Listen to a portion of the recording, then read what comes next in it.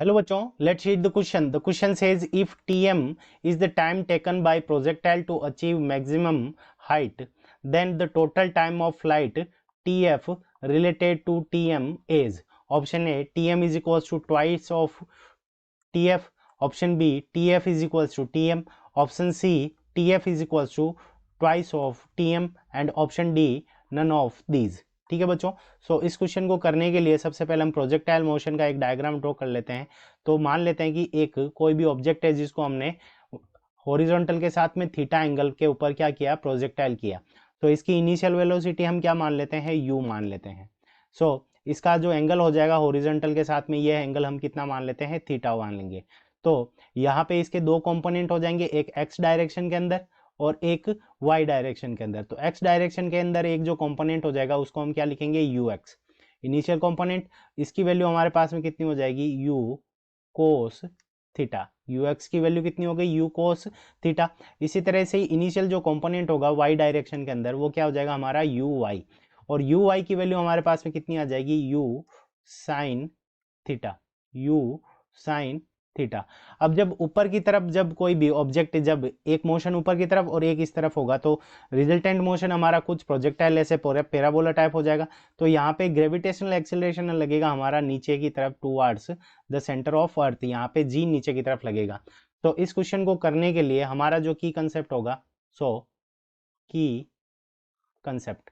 अब की कंसेप्ट के अंदर हमारा क्या होगा, इक्वेशन ऑफ मोशन का हम क्या करेंगे, यूज करेंगे। और किसके लिए, तो y के लिए, y डायरेक्शन के अंदर इक्वेशन ऑफ मोशन का यूज करेंगे।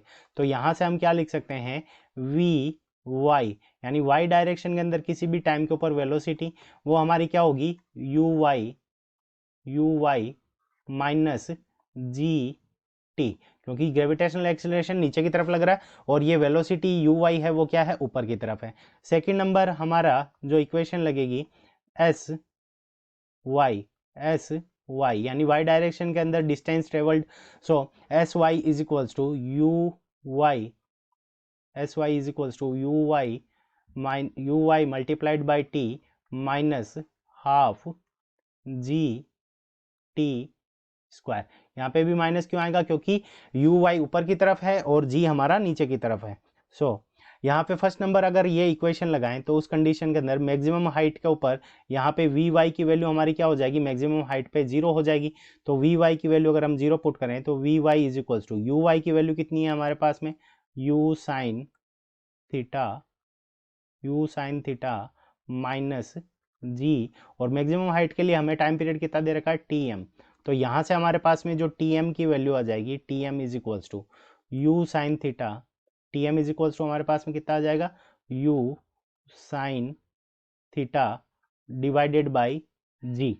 तो यहाँ पे हमारा जो मैक्सिमम हाइट के लिए जो टाइम लगा, tm इज इक्वल्स टू हमारे पास में कितना आ गया, u sine theta divided by G. ये हमारे पास में tm की वैल्यू आ गई।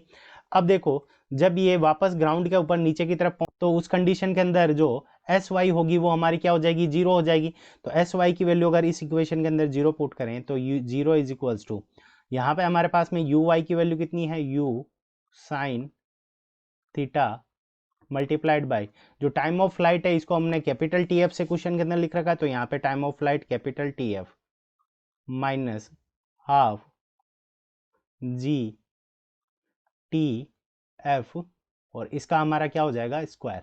तो यहाँ से TF एक कॉमन आ जाएगा और उसका स्क्वायर होके, तो यहाँ से हमारे पास में जो TF की वैल्यू आएगी, तो TF इज इक्वल्स टू, तो TF इज इक्वल्स टू हमारे पास में आ जाएगा 2u sine theta, 2u sine theta divided by G. तो TF की वैल्यू आ गई 2u sine theta divided by ji.